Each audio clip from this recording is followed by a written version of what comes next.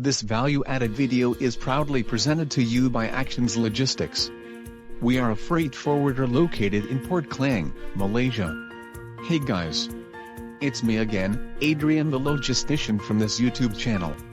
In international trade, one of the most critical areas to consider when calculating your product's cost is Incoterms, as they affect the logistics cost. That's why we want to dedicate a series of videos about Incoterms, explaining what Incoterms is and how to choose the one that best suits you.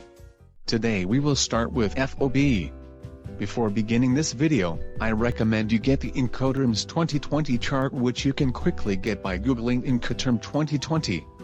It is easier to understand what is FOB is with the chart while watching this video. Let's move on.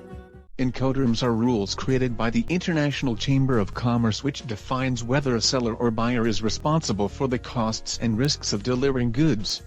Seller, in this case, refers to the exporter or shipper, while buyer refers to the importer or consignee. FOB, short for free on board, is an Incoterm where the seller is responsible for logistic charges and is liable for the cargo until the cargo is loaded into the outbound cargo vessel. Once the cargo has been loaded into the cargo vessel, the responsibility is transferred to the buyer. So what is the seller's responsibility in a FOB arrangement? First will be the loading work, whether it is loading the cargo into a cargo container or truck. Seller is responsible for the loading work no matter it is from their factory or others freight forwarders' warehouses. Seller is responsible for transporting the cargo to the port of loading assigned by the buyer to. Seller shall make all the necessary arrangements as well as pay the transportation charges. Besides that, the seller is responsible for paying all the terminal handling charges and other local charges, such as bill of lading fee, EDI fee, VGM fee and etc., for the port of loading.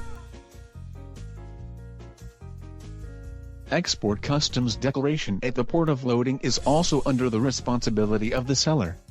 Before customs declaration, the seller also needs to prepare the commercial invoice and packing list required. That's all about the seller's responsibility in a FOB arrangement. Now let's talk about the buyer. What is the buyer's responsibility in a FOB arrangement? First will be the ocean freight arrangement. The seller is responsible for the arrangement and cost of ocean freight. Ocean freight can propose and quote by the seller. If the buyer feels it is expensive and they can get a cheaper rate, the buyer can ask their freight forwarder to book the ocean freight even in the port of discharge. As the responsibility was transferred to the buyer once the cargo loaded into the cargo vessel, the buyer usually will purchase marine insurance to insure the cargo during the transition from the loading port to the discharge port. The cost of terminal handling charges and other local charges in the port of discharge, similar to the port of loading, will also be the buyer's responsibility.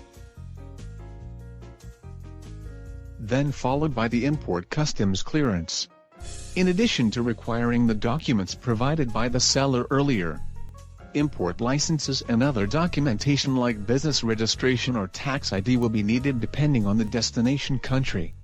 Once the customs clearance done, the buyer also needs to arrange transportation to deliver his cargo to his warehouse or factory. That is all about the responsibility and cost of seller and buyer if trade under the term of FOB. Call us if you need to find out more about Incoterms. No pressure. We will try our level best to help you. If you liked this video, please hit the like button and share this video on your social media. Also, make sure to subscribe for more. Thanks for watching.